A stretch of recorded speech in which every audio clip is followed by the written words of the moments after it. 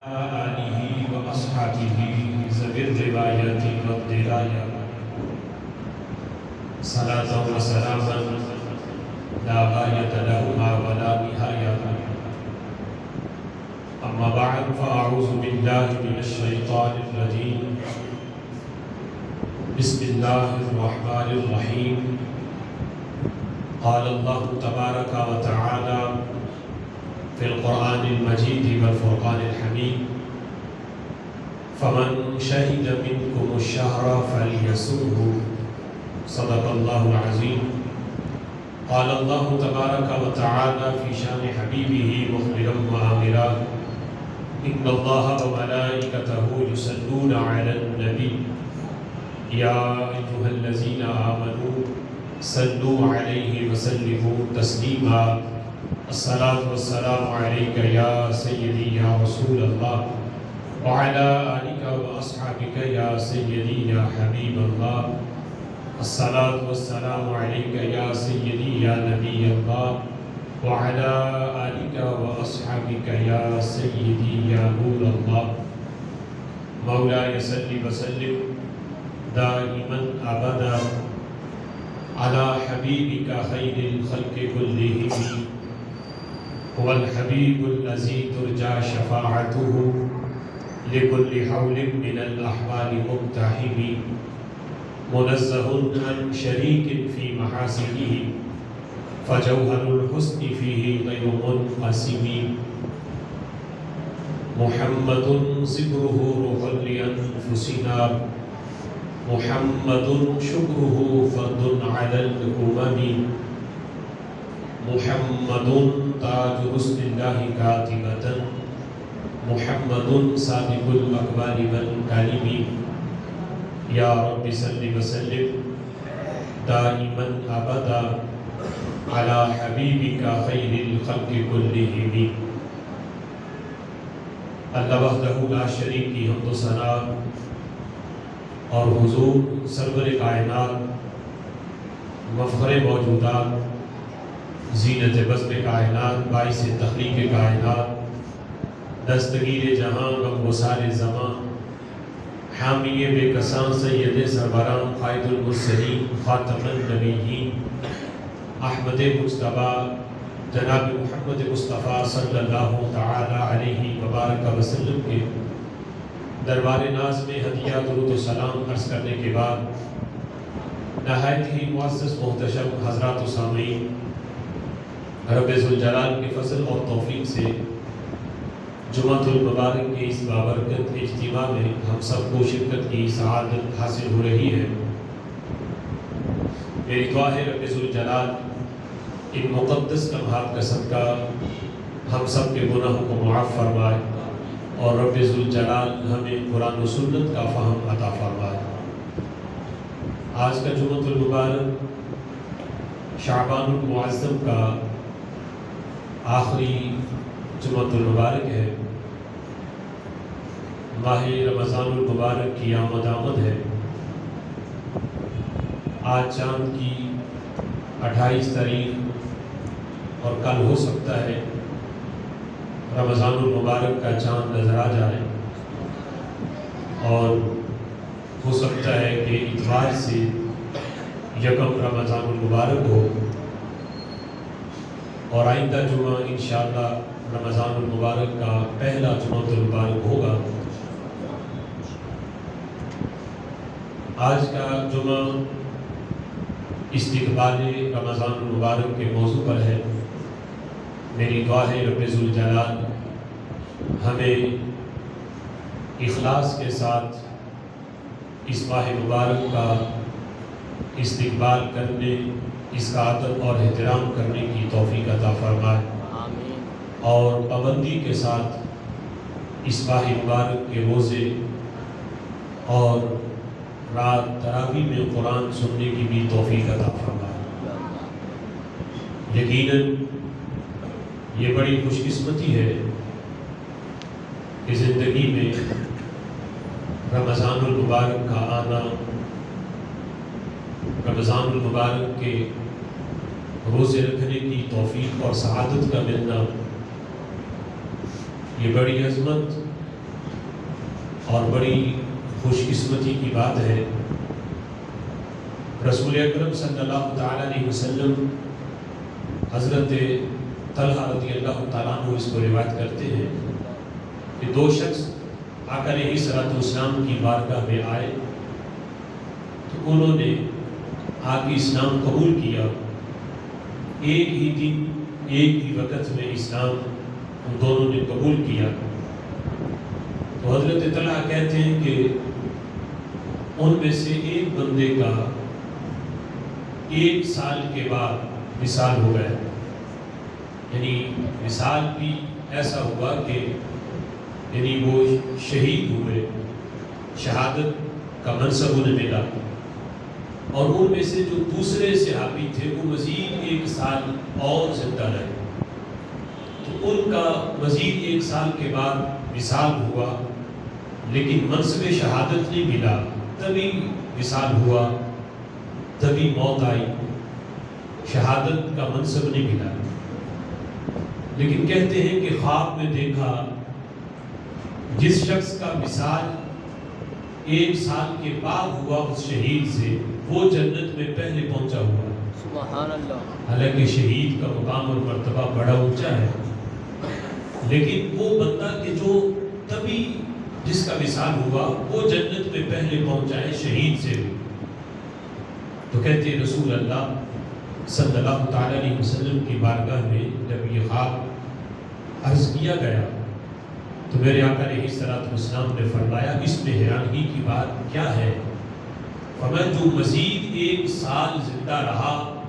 اس کے نامہ اعمال میں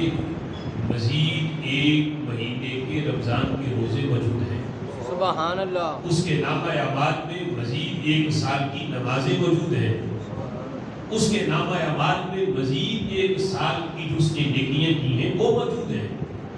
یعنی رمضان شریف کا زندگی میں بار بار آنا یہ اتنا عظیم ہے کہ شہید کا مقام اور مرتبہ بڑا اونچا ہے، لیکن مزید زندگی لمبی ہو بندے کی اور پھر وہ نیکیوں بری ہو تو رب ذوالجلال اس بندے کو شہید سے بھی بڑا درجہ عطا فرما دیتا۔ سبحان اللہ۔ تو ماہ رمضان المبارک کی آمد ہے، رب ذوالجلال کے محبوب صلی اللہ تعالیٰ علیہ وسلم نے، آپ کا یہ معمول تھا کہ شعبان کے آخری عشرے میں اور بالخصوص آخری ایام میں رمضان شریف کی آمد سے پہلے صحابہ کرام علیہ رضوان کو خطبہ دیتے، اور ہم بھی اسی سنت کو زندہ کرتے ہوئے شعبان کے آخری ایام کے اندر ہر سال آخری جمعے میں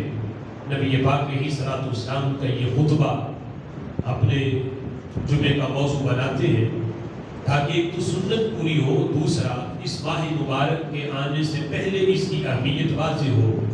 کہ یہ مہینہ کتنی عظمت اور برکت والا ہے۔ خالق کائنات جل جلالہ نے جو اس امت کو عطا کیا، حضرت مولا علی رضی اللہ تعالیٰ عنہ آپ فرماتے ہیں اگر اللہ نے اپنے محبوب کی امت کو بخشنا نہ ہوتا تو اللہ انہیں رمضان کا مہینہ عطا نہ کرتا۔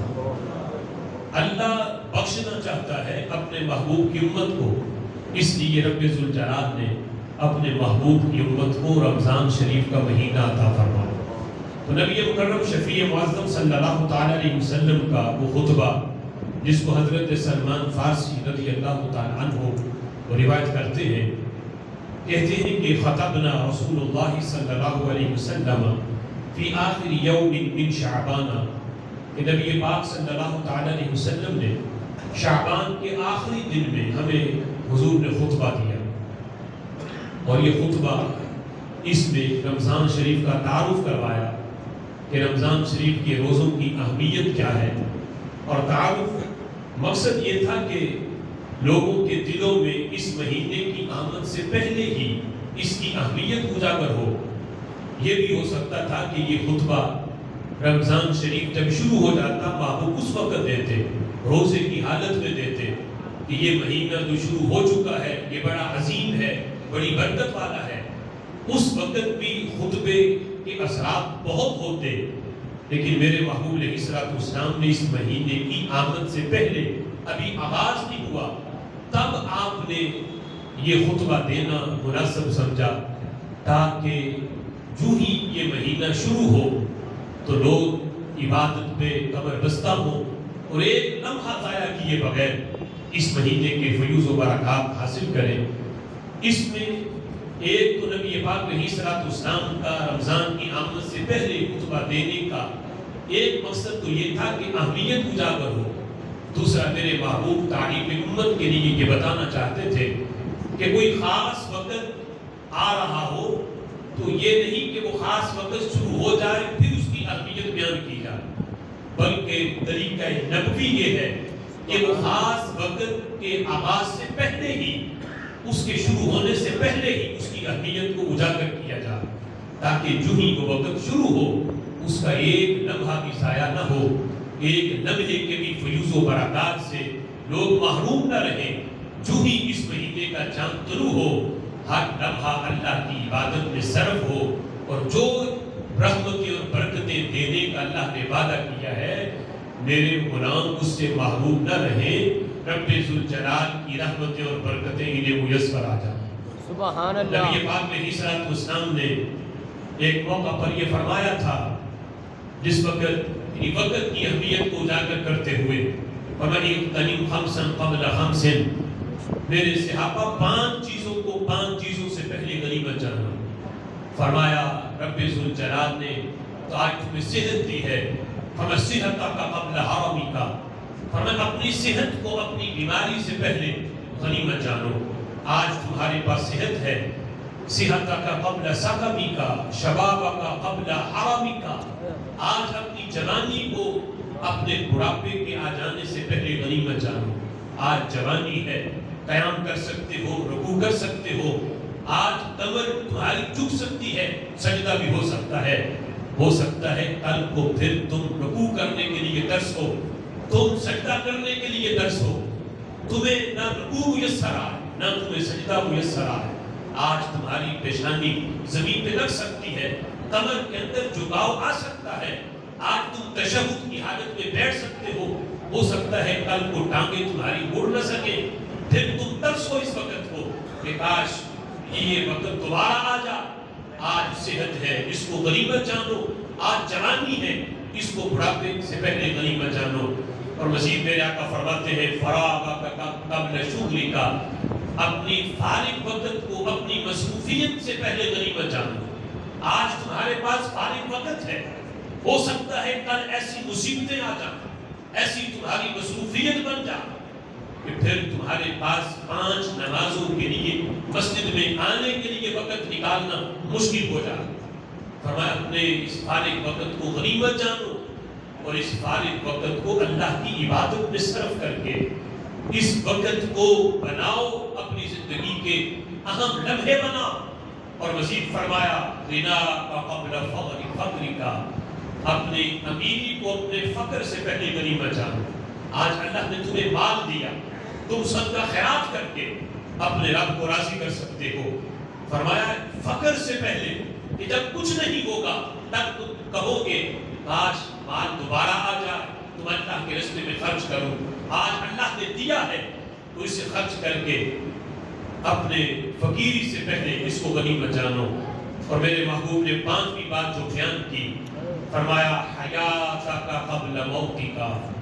اپنی زندگی کو اپنی موت کے آ جانے سے پہلے غنیمت جانو۔ آج سانس کی مادہ چل رہی ہے، آج تم عبادت کر سکتے ہو، آج تم روزے رکھ سکتے ہو، نفلی عبادت ہو سکتی ہے، قرآن پڑھا جا سکتا ہے۔ کل جب قبر میں چلے جاؤ گے پھر بندہ تمنا کرے گا کاش میں دنیا میں واپس جاؤں تو میری ایک سانس بھی اللہ کے ذکر کے بغیر نہیں نکلے گی۔ لیکن اس وقت دوبارہ وقت نہیں ملے گا،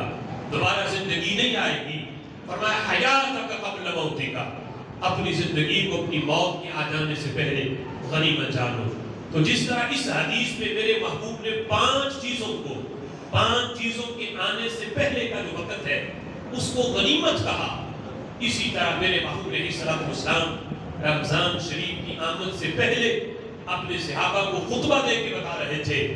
کہ صحابہ جو مہینہ تمہاری زندگی میں آ رہا ہے اس مہینے کے ہر لمحے کو غنیمت جانو، یہ اتنا عظیم مہینہ ہے. قد اظلکم شہر عظیم، میرے صحابہ تم پہ بڑی عظمت والا مہینہ تم پہ سایہ کرنے والا ہے. یہ نہیں فرمایا رمضان شریف کا مہینہ آنے والا ہے، لفظ ہے میرے بابوں کے. قد اظلکم، یہ مہینہ تم پہ چھتری تاننے والا ہے، تم پہ رحمت کی چھاں کرنے والا ہے. یہ مہینہ رحمت کی چھاؤں تم پہ کرے گا. یہ رحمت کی چھتری تان کے تمہارے لیے یہ پورا مہینہ پورے 30 دن میں اس کی رحمت کی چھتری تم پہ موجود رہے گی. قد اظلکم شہر عظیم، اور یہ اتنا عظیم ہے فرمایا صرف اس کی صبحیں ہی عظمت والی نہیں، فرمایا صبحیں بھی عظمت والی ہیں، شامیں بھی عظمت والی ہیں، سحری کا وقت بھی عظیم، افطاری کا وقت بھی عظیم. یہاں تک فرمایا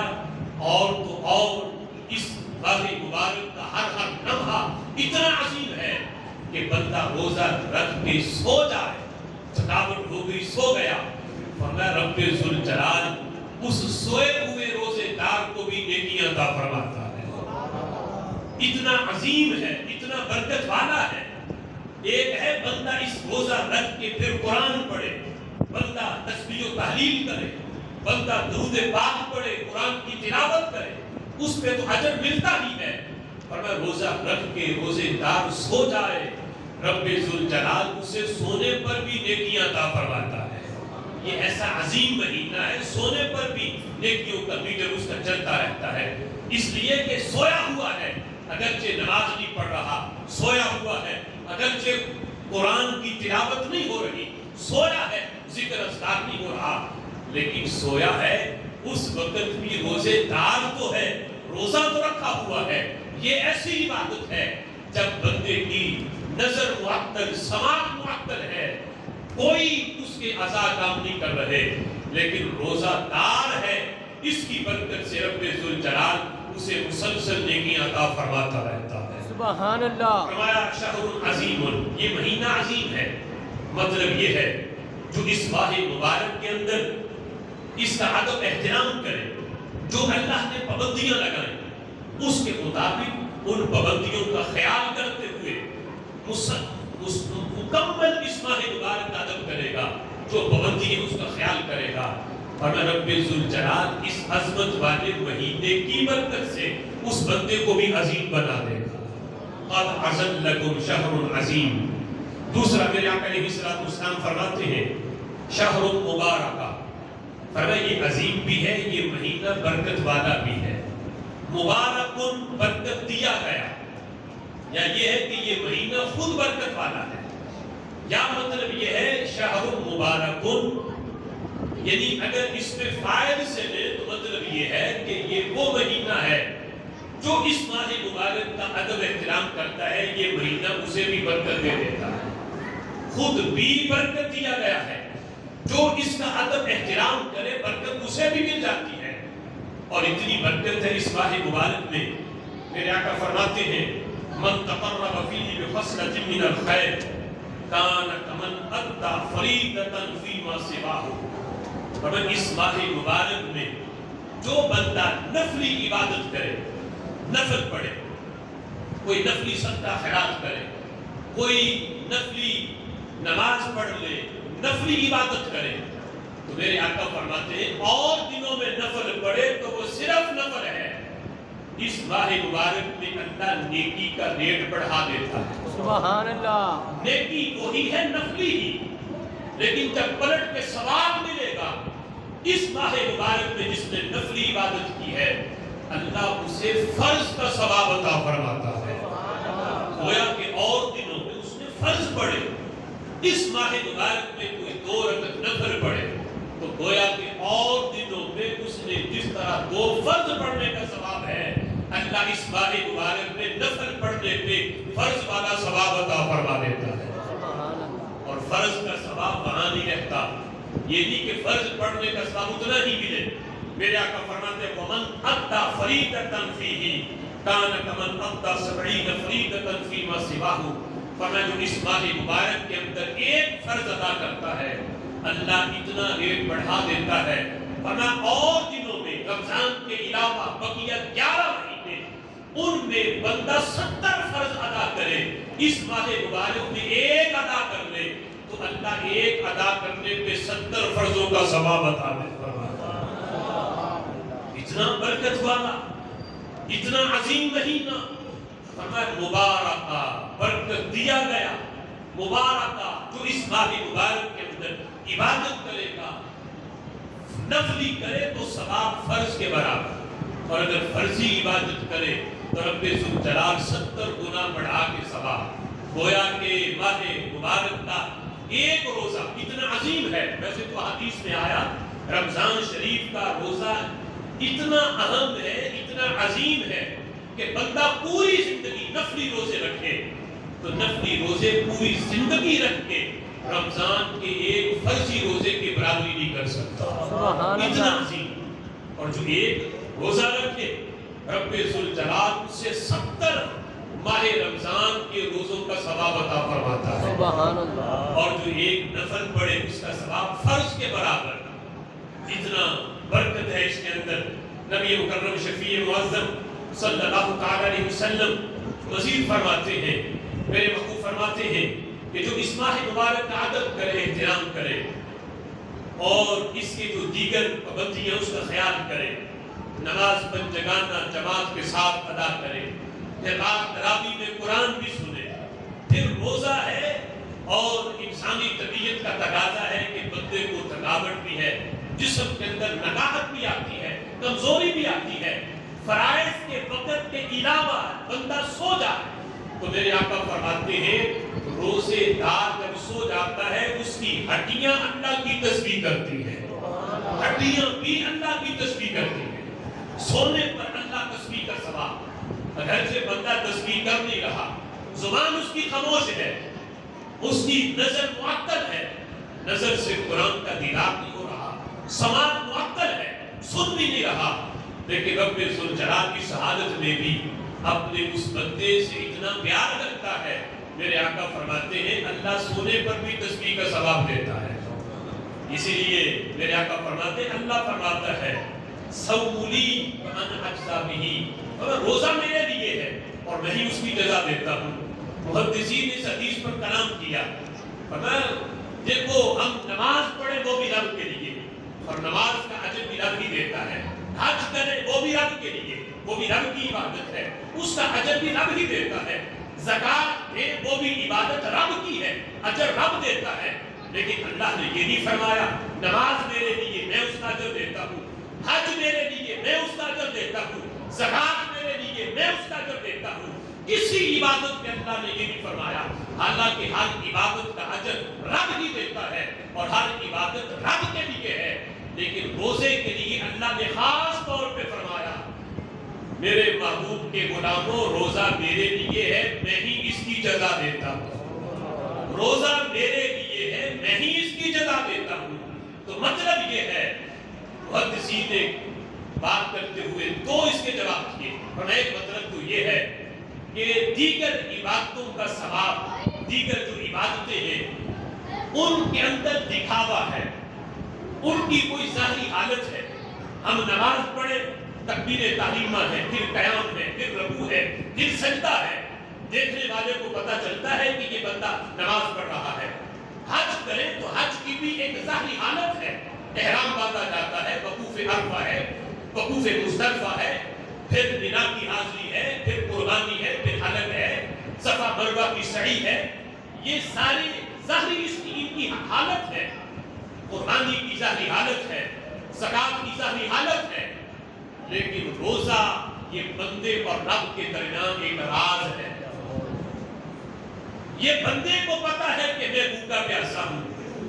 یا رب کو پتا ہے کہ میری رضا کے لیے میرا بندہ صبح سے لے کے شام تک یہ بھوکا بھی ہے پیاسا بھی ہے، اس نے اپنی بھوک پہ بھی کنٹرول کیا ہے اور اپنی شہوت پہ بھی کنٹرول کیا ہوا ہے۔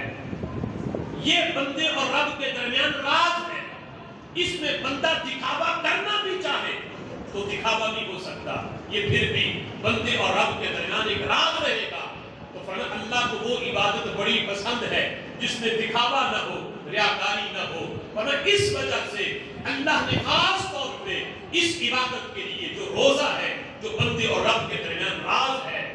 اللہ نے اس کے لیے فرمایا روزہ میرے لیے ہے، میں ہی اس کی جزا دیتا ہوں۔ سبحان اللہ۔ دوسرا اس کا مطلب یہ ہے ہم نماز پڑھیں، اللہ فرشتوں کو بتاتا ہے، فرماتا ہے میرے بندے نے نماز پڑھی، جتنا اخلاص زیادہ ہوگا اتنا اجر زیادہ ہے، جماعت کے ساتھ پڑھی جائیں تو مزید 27 گنا بڑھ کے ثواب ہے۔ اللہ فرشتوں کو بتاتا ہے میرے بندے نے نماز پڑھی، اس کے نام اعمال میں اتنا ثواب لکھ دو، اس نے زکات دی اتنا ثواب لکھ دو، اس نے حج کیا اتنا ثواب لکھ دو۔ فرمایا روزے کا ثواب اتنا ہے، اتنا ہے، اتنا ہے۔ رب ذوالجلال فرشتوں کو یعنی وہ تعداد وہ فگر آتا ہی نہیں جس فگر سے لکھ کے اس کا ثواب بیان کیا جائے، یہ اللہ دینے والا جانتا ہے، یا جس کو ملنا ہے اسے قیامت کے دن پتا چلے گا اللہ نے روزے کا ثواب کتنا عطا فرمایا ہے۔ یہ رب ذوالجلال نے اپنے اور بندے کے درمیان ایک راز رکھا، اللہ خود اپنے دست قدرت سے اس بندے کے نام اعمال میں روزے کا ثواب تحریر فرماتا ہے۔ اس لیے فرمایا بندو روزہ میرے لیے ہے، میں ہی اس کی جزا دیتا ہوں۔ فرمایا شہر عظیم، شہر مبارکہ، یہ مہینہ عظمت والا بھی ہے، یہ مہینہ برکت والا بھی ہے، اور اتنی برکت والا ہے میرے آقا فرماتے ہیں اللہ روزے دار سے اتنا پیار کرتا ہے، فرمایا سارا دن وہ بندہ جو اللہ کی رضا کے لیے جس نے بھوک بھی برداشت کی، پیاس بھی برداشت کی، اور انسانی طبیعت کا تقاضا ہے کہ افطاری کے وقت جب سارا دن پیٹ خالی رہے تو میدے سے ایک حمد آتی ہے جو اگرچہ انسانی طبیعت تو اس سے نفرت کرے، لیکن میرے آقا فرماتے ہیں میرا رب اس بھوک کو جو روزے دار کے منہ سے بھوک کی وجہ سے آتی ہے اللہ اتنا پسند کرتا ہے، ورنہ رب کے ہاں کستوری کا بھی وہ مقام نہیں جو روزے دار کے منہ سے آنے والی بھوک کا مقام اور مرتبہ ہے۔ ورنہ اللہ کستوری کو بھی اس کی مہک کو بھی اتنا پسند نہیں کرتا جتنا رب ذوالجلال روزے دار کے منہ سے آنے والی بھوک کو پسند فرماتا ہے۔ اور بخاری شریف کے اندر نبی مکرم شفیع معظم صلی اللہ تعالی علیہ وسلم کا فرمان، میرے آقا فرماتے ہیں من صام رمضان ایمانا واحتسابا غفر له ما تقدم من ذنبه، فرمایا میرے محبوب نے جس نے رمضان شریف کا روزہ رکھا، رمضان شریف کا سامہ اگرچہ واحد آیا لیکن مطلب یہ ہے پورے رمضان شریف کے 29 ہوں یا 30 ہوں پورے مہینے کے روزے رکھے، ایمان کی حالت میں، وہ احتساباً اور طلب ثواب کی نیت سے اللہ کی رضا کے لیے جس نے رمضان شریف کے روزے رکھے، میرے آقا فرماتے ہیں غفر له ما تقدم من ذنبه، اللہ اس مہینے کے روزوں کی برکت سے اپنے اس بندے کے پچھلے سارے گناہ معاف فرما دیتا ہے۔ غفر له ما تقدم من ذنبه، پچھلے سارے گناہ معاف فرماتا ہے۔ اور دوسرا لفظ یہی ہے، میرے آقا فرماتے ہیں من قام رمضان ایمانا واحتسابا غفر له ما تقدم من ذنبه، اور جو رمضان کی راتوں کو اگرچہ انسانی طبیعت کا تقاضا ہے کہ دن کو روزہ رکھے، پھر جب افطاری کرے تو مزید جسم کے اندر نکاہت آتی ہے، دل کرتا ہے بندہ فوراً سو جائے، لیکن فرمایا نہیں، ابھی پھر وہ شیطان کو دھکا دے کر کہتا ہے نہیں ابھی ساری چیزیں پوری نہیں ہوئی، ابھی ایک چیز باقی ہے، عشاء کی نماز کے بعد 20 رکعتیں تراویح میں میں نے قرآن بھی سننا ہے، فرمایا وہ قرآن سنتا ہے، من قام رمضان، رمضان کی راتوں کو قیام کرتا ہے تب میں ثواب کی نیت سے، فرمایا میرے آقا فرماتے ہیں غفر له ما تقدم من ذنبه، رب ذوالجلال تراویح کی برکت سے اس کے پچھلے سارے گناہ معاف فرما دیتا ہے۔ فرمایا اگرچہ ان دونوں کی جو حیثیت ہے وہ الگ الگ ہے، رمضان کے روزے فرض ہیں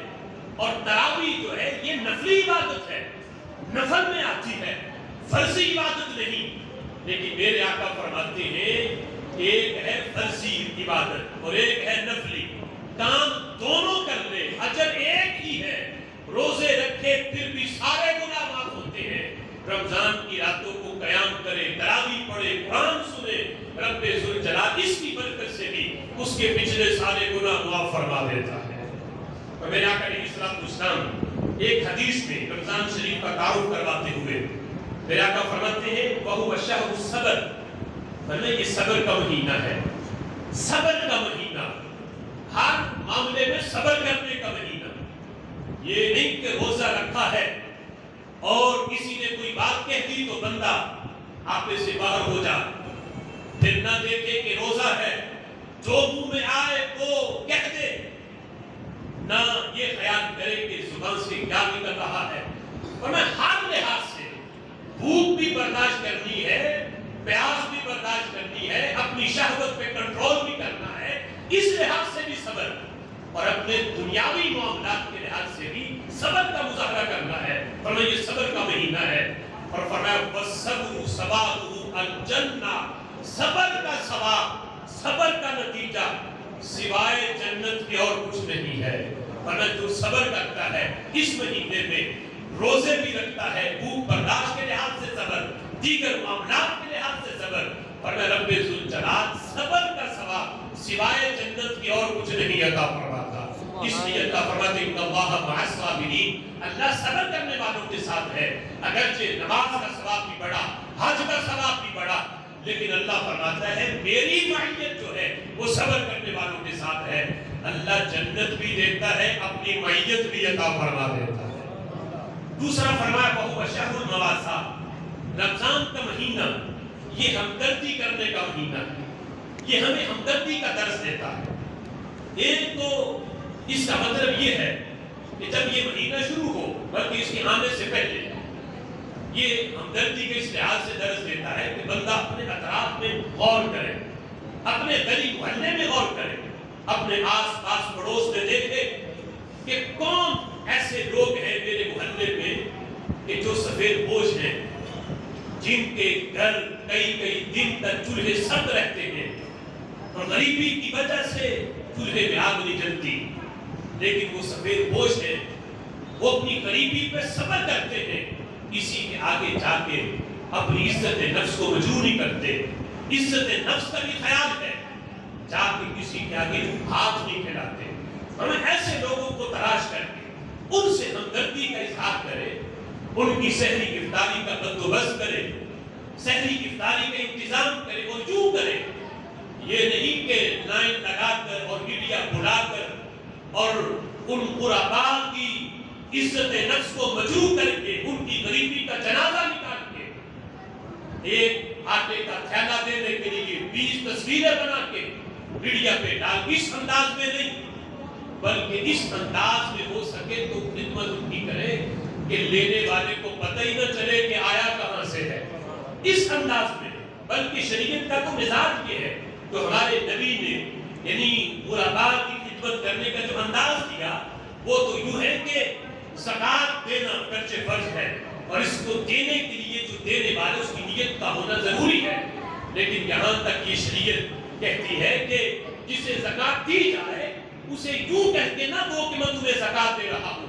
بلکہ یوں کہو کہ میں تمہیں تحفہ تن دے رہا ہوں، تاکہ اس کی عزت نفس مجروح نہ ہو، دل میں خیال نہ آئے کہ میں اب اس لائق ہو گیا کہ لوگ مجھے زکوٰۃ دے دیں، یعنی زکوٰۃ دینے کو لوگ اس میں اپنی حقارت سمجھتے ہیں، مگر تم دل میں نیت کرو، تمہاری نیت رب جانتا ہے، تم نیت کر لو کہ زکوٰۃ ہے، لیکن دینے والے سے جس کو دے رہے ہو یوں کہو کہ یہ تمہیں میں تحفہ دے رہا ہوں، فرمایا تمہاری زکوٰۃ بھی ہو جائے گی اور اس لینے والے کا دل بھی خوش ہو جائے گا۔ سبحان اللہ۔ فرمایا کہ سحری افطاری کے اس انداز میں بندوبست کرو کہ جو جسے دیا جائے اسے پتہ نہ ہو کہ آپ آیا کہاں سے، تاکہ لیتے ہوئے اسے شرم محسوس نہ ہو، اسے کوئی ہچک اور عزت نفس اس کی مجروح نہ ہو۔ میرے آقا علیہ الصلوۃ والسلام ارشاد فرماتے ہیں جو بندہ رمضان شریف کے مہینے میں فرمایا کسی کا روزہ افطار کروائے اور اس میں افطار کا آگے قید ہے اخلاص کے ساتھ، حصول ثواب کی نیت سے، یہ نہیں کہ علاقے کے اندر لوگ کہیں کہ حاجی صاحب نے بہت بڑی افطاری کروائی، ہزاروں کی تعداد کا مجمع تھا، فرمایا یہ نہیں کہ دکھاوا ہو یا کاری ہو، لیکن اخلاص کے ساتھ کسی کا روزہ افطار کروائے۔ فرمایا رب ذوالجلال کان لہ مغفرۃ لذنوبہ وعتق رقبتہ من النار، اللہ اس افطاری کی برکت سے اس کے سارے گناہ معاف فرما دیتا ہے اور جہنم کی آگ سے اسے آزادی کا پروانہ دے دیتا ہے۔ سبحان اللہ۔ اب جس وقت میرے محبوب نے یہ بیان کیا تو صحابہ کچھ کہنے لگے، محبوب ہم تو بڑے غریب ہیں، ہمارے پاس تو خود اپنے کھانے کے لیے ساز و سامان کی بڑی قلت ہے، تو محبوب ہم یہ ثواب کیسے حاصل کر سکتے ہیں؟ یعنی صحابہ بھی سمجھ رہے تھے کہ شاید یہ جو اجر و ثواب بیان کیا ہے محبوب نے، تو یہ بہت بڑی افطاری، کوئی دسترخوان سجائے جس کے اوپر مختلف انواع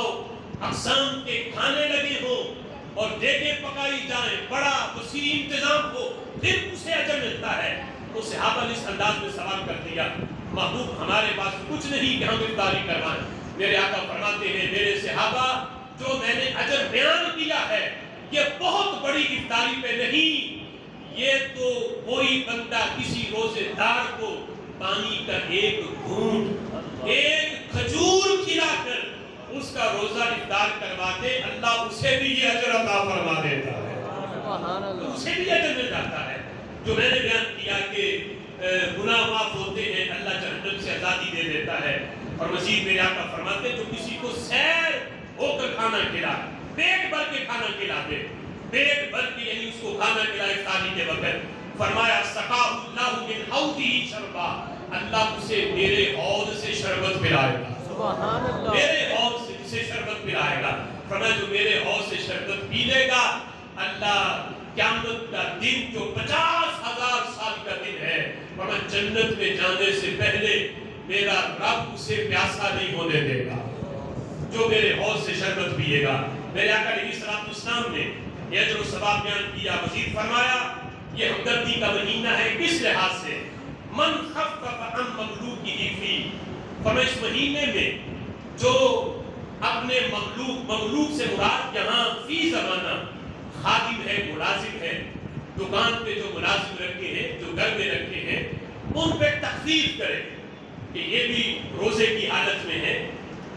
یعنی انہیں باقاعدہ کہے کہ میں تمہارے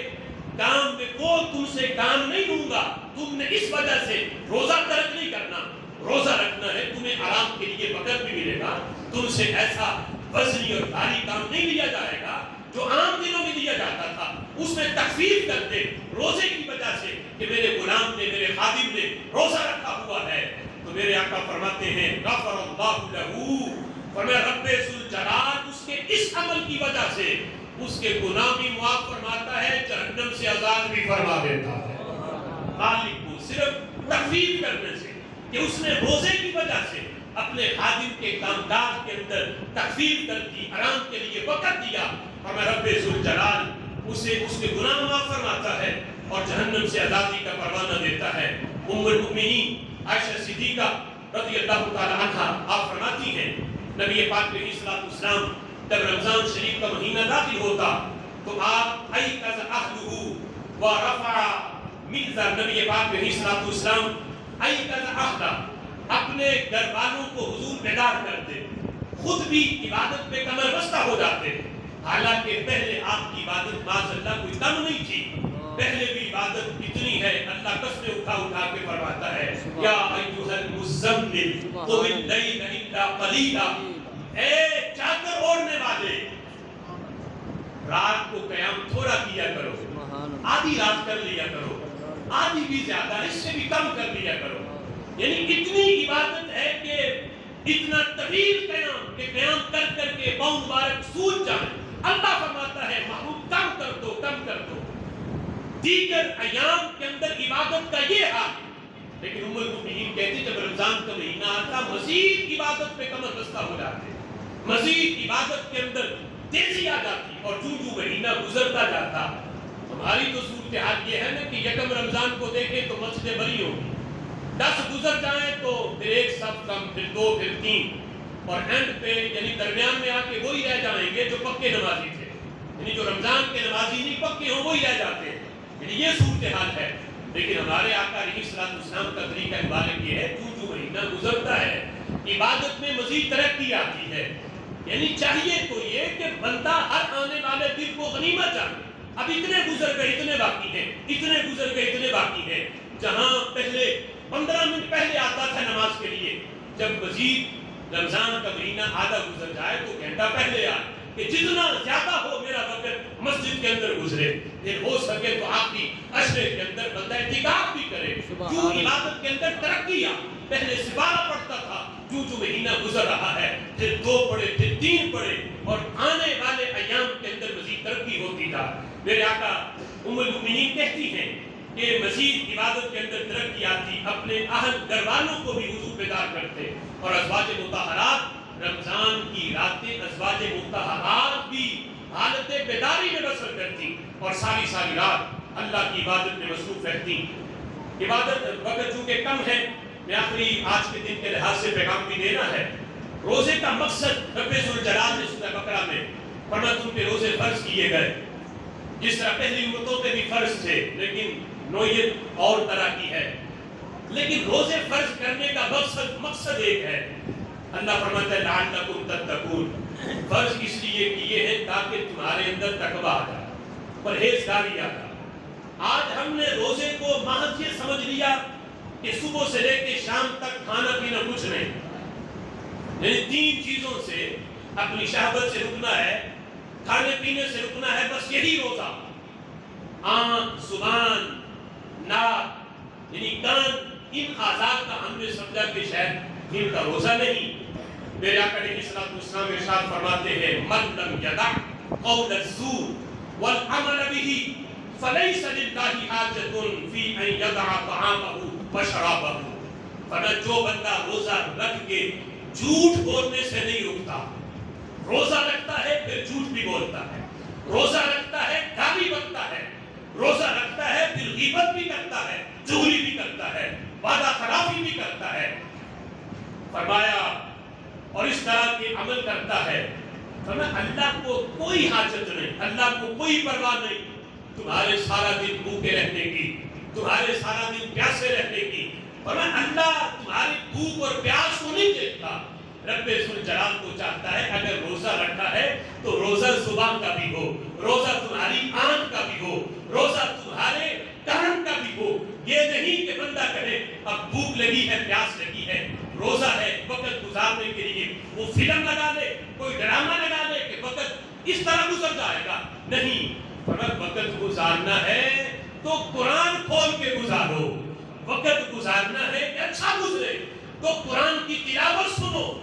یا تلاوت سنو یا خود کرو،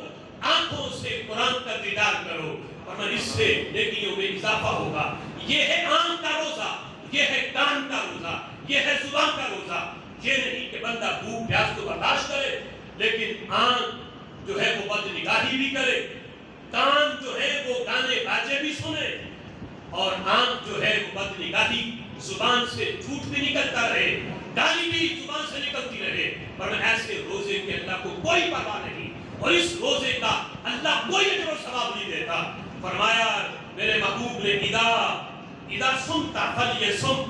فرمایا جس وقت تم روزہ رکھو تو چاہیے یہ کہ فلیسم سمعک، تمہارے کان نے بھی روزہ رکھا ہوا ہو، وبصرک، تمہاری نظر نے بھی روزہ رکھا ہوا ہو، اور فرمایا بلسانک،